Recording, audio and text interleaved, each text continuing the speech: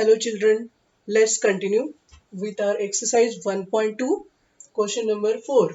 We have a question given SCF of two numbers 306 and 657 is 9 and we have to find the LCM of these two numbers is 306 and 657. We have given the SCF and we have to find the LCM. Then yesterday we have seen one condition that relationship between SCF and LCM of two numbers.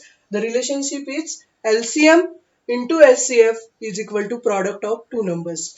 Here in the question we have given SCF is 9. Then LCM we don't have LCM is not given, then let us take it as LCM as it is. Then SCF is 9 is equal to product of two numbers means multiplication of simply these two numbers 306 and 657. Then we have to find the LCM at one side only, at left side, and we have to shift this multiplication 9 to other side means right hand side. Here it is multiplied, then after going to right side it comes to division.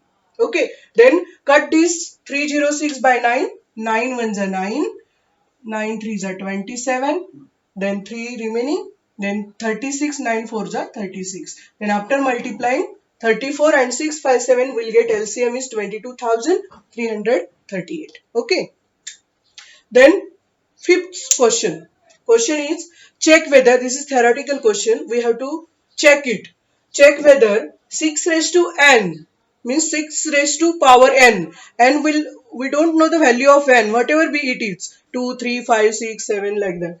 Then 6 raised to n, check that 6 raised to n can end with digit 0 means value of 6 raised to n, whether it is 6 raised to 5, then it value, that value comes, it is end with 0 or any natural number, that we have to check it is correct or not. Okay, then for that we have, if any natural number ends with 0, it should be divisible by 10. This is the divisibility test of 10. We know that if the number ends with 0, then it can be divisible by 10 only. 10 and also it can be divisible by 2 and 5. Means it should be divisible by 10. In other words, it will also divisible by 2 and 5. That is 10 is equal to 2 into 5. Means we have given the number 6 raised to n. Let us find the prime factorization of 6 raised to n. We know the prime factors of 6 is 2 into 3. 6 raised to n, we can write it as 2 into 3 raised to n. Then here in the prime factorization of 6, we don't have the number 5. Okay, if the number ends with digit 0, then in the prime factorization of 10, there is 2 and 5. And also 10, 2 and 5. But in the prime factorization of 6, there the number 5 is not there. Therefore, hence, for any value of n, 6 raised to n is not divisible by 5. Therefore, 6 raised to n cannot end with digit 0 or any natural number. Then question number 6. Question is, we have given 7 into 11 into 13 plus 13 and 7 into 6 into 5 into 4 into 3 into 2 into 1 plus 5 are composite. The number are composite or not. If it is composite, then also explain. If it is not composite, then also explain. When the number is, there are two types of numbers, prime numbers and composite numbers. You know the prime number having the factor 1 and the number itself. Okay, but the composite number having the factor 1, the number itself and other factors also. Then here first number is 7 into 11 into 13 plus 13. Between these two numbers, these three numbers are multiplying.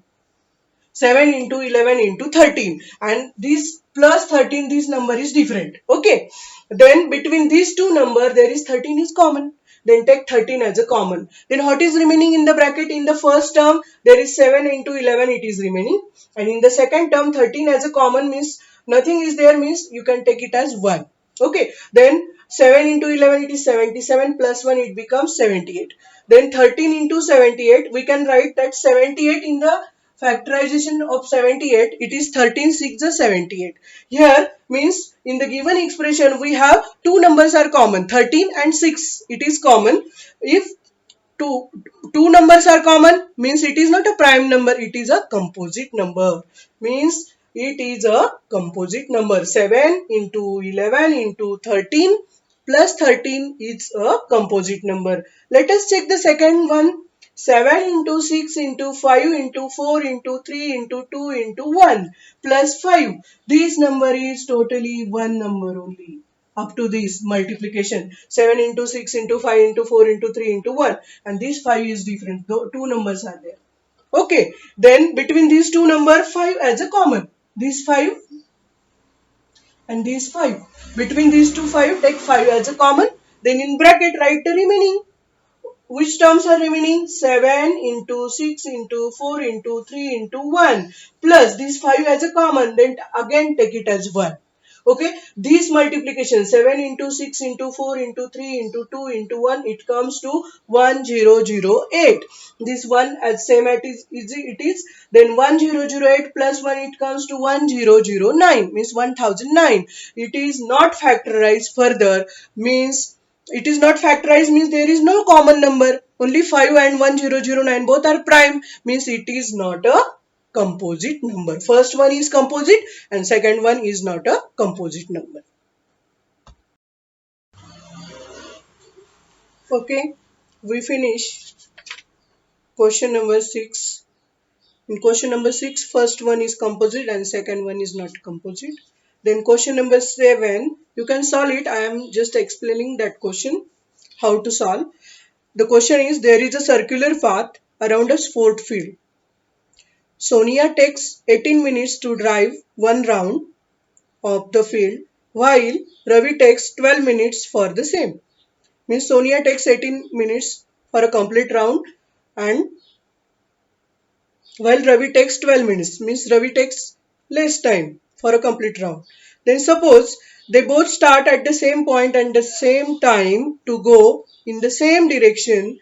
After how many minutes will they meet again at the starting point? For that, we'll have to find the LCM of given two numbers. Means find the LCM of 18 and 12. Then you can get the time after how much time they will reach at the same starting point. Okay, then let us take the next exercise. We have some proofs are there. We have seen the rational and irrational numbers. In ninth standard also, we have seen the irrational numbers. The numbers are in the root form. Root 2, root 5, root 3, root 7. These are the irrational numbers. We have shown already that numbers on the number line. Here we have to write the proof of that the numbers are irrational. Then the first number is, let us take the exercise 1.3 and question number 1. First question is, prove that root 5 is irrational. We have to prove it theoretically only. Means consider, first of all, let us consider root 5 is a rational number. We have to prove root 5 is irrational. For that, first of all, consider let root 5 is rational. Okay. When the number is rational, when we can write the number in the fraction form. Let us take two numbers A and B. Let us consider the numbers are co-prime. Okay. And if it is rational, means we can write the number root 5 as is equal to A upon B in fraction form. Why we can write it as A upon B? Because we have to consider the root 5 is rational numbers. Then we can write root 5 is equal to A upon B. Then let us assume that A and B are co-prime. Okay. Then let us shift A at one side, then root 5 to other side. Then it becomes b into root 5, means root 5b. Then squaring of both sides, a square as it is, root 5 square means root sign get cancelled, then we'll get 5b square. Let us consider this as a equation 1. A square is equal to 5b square. Then a square, here from this equation we know that if we shift this 5 to other side, this 5 to other side, then it gets divided. If we shift this to other side, then it gets divided. Means from this equation we see that a square is divisible by 5. Okay, and if a square is divisible 5, means after taking square root, a is also divisible by 5. Then let us consider a is equal to 5k, means another number. A is equal to 5k where k is an any integer. Then put that value a is equal to 5k in equation 1. Our equation 1 is a square is equal to 5b square. Instead of a square, a we have to put 5k. Means here a square means 5k bracket square is equal to 5b square as it is. 5k bracket square means 5 square it is 25k square as it is. 25k square is equal to 5b square. Shift that 5 to other side means that 25 gets cuts into 5k square is equal to only b square. Means from that equation we have 5k square is equal to b square. This means b square is divisible by 5. If b square is divisible by 5, then hence b is also divisible by 5. This means a and b have 5 as a common factor. If a is also divisible 5 by 5, b is also divisible by 5, means a and b having 5 as a common factor. Here we will get a having 5 as a common factor. Means our assumption is a and b are co-prime. Okay, means they are not having the common factor other than one and the same number. Okay, but here we'll get a having common factor 5, means our assumption is wrong. Which as we assume previously root 5 is rational. If it is rational, means it having common factor, means this is a contradiction to a and b are co-prime numbers. If it having common factor, means our assumption is wrong that a and b are co-prime. Hence our assumption is wrong, means it is not a rational number. It is not a rational number means root 5 is a irrational. Hence proof. This is totally theoretical. Here instead of root 5 you can take root 2, root 3, root 7 and write the same proof. Okay, then question number 2. Prove that 3 plus 2 root 5 irrational. Here two addition of two numbers 3 plus 2 root 5. Same step. First step is let us assume 3 plus 2 root 5 is rational. If it is rational means we can write it in the fraction form. Let us take a and b are two co-prime numbers, means 3 plus 2 root 5 is equal to a upon b. Then 2 root 5 at one side, shift that 3 to other side. Here it is plus 3, then it becomes minus a upon b minus 3.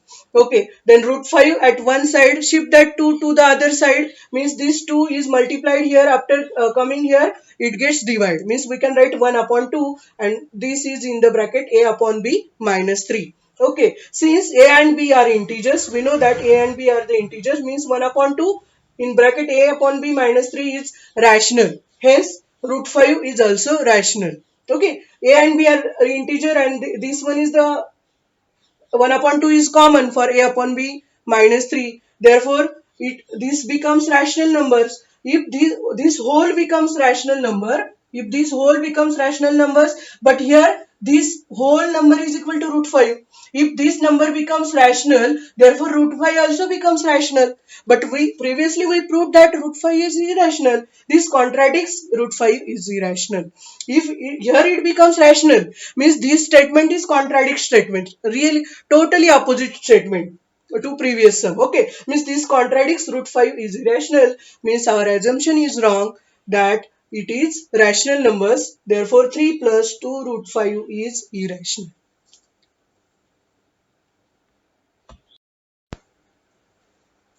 Okay, exercise 1.3 question number 3.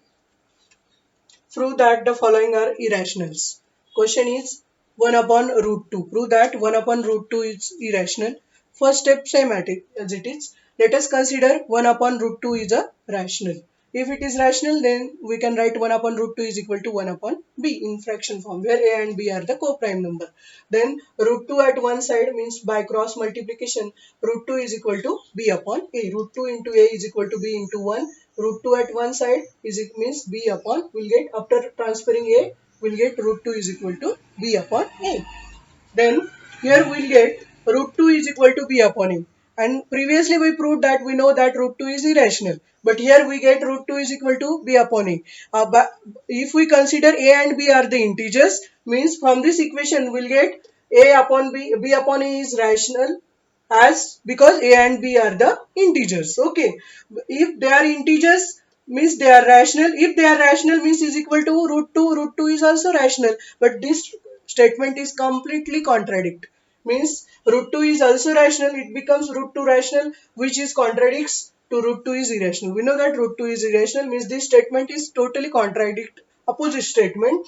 Hence, or what we assume 1 upon root 2 is irrational. That assumption is wrong. Therefore, 1 upon root 2 is irrational. Okay, you can try to solve out the next two questions from question number 3.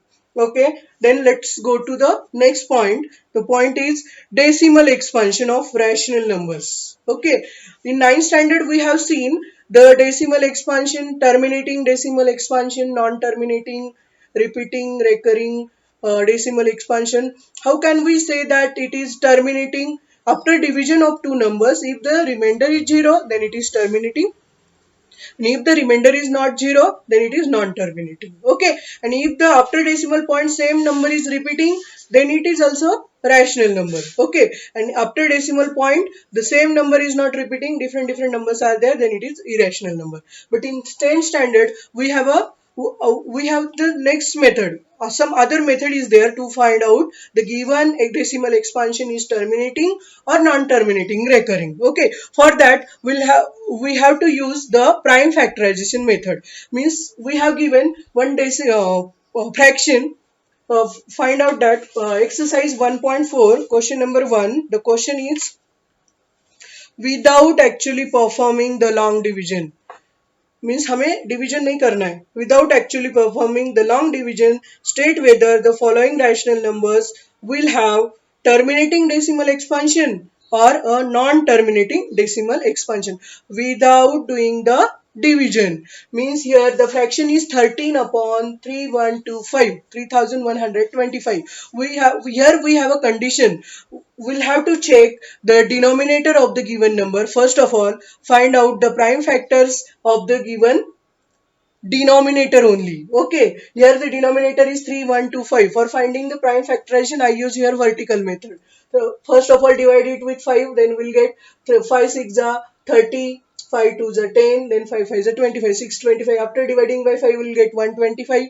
After dividing by 5, we'll get 25. After dividing by 5, we'll get 5, and 5 ones are 5. Okay, means for the prime factorization of 3125, we'll get 5 times multiplication of 5. Means we can write 5 to the power 5. Okay, and here the condition is for terminating and non-terminating. If the given denominator is in the form 5 raised to m into 2 raised to n, means we must get the power of 5 also and power of 2 also. If we are getting the power of 5 and power of 2, whatever be the power, 0 also will get. Then the number is decimal expansion of the number is terminating. If we are not getting the power of 5 and 2, both powers we need. If we are getting only the power of 5, then we can consider, if we are getting power of 5 power 2 and 2 power is not given, then we can consider the power of 2 as a 0. Okay, but if we are getting other than 5 and 2, means 3 into 5 into 2, like this prime factorization, then the given decimal it is not terminating. Okay, it is non-terminating. Then let us see exercise 1.4. First question. First one is 13 upon 3125. Prime factorization of 3125, it is 5 raised to power 5. Then we can write it as a 5 raised to power 5 into 2 raised to power 0, because we know that the 0 power of any number, the value is 1. Means 2 raised to 0, the value becomes 1. Here we have 5 raised to 5 into 2 raised to 0, means 5 raised to 5 into 1 means simply 5 raised to 5. No change in the expression. Okay, but we can write this 5 raised to 5 as 5 raised to 5 into 2 raised to 0. Means the denominator is in the form of 5 raised to m into 2 raised to n.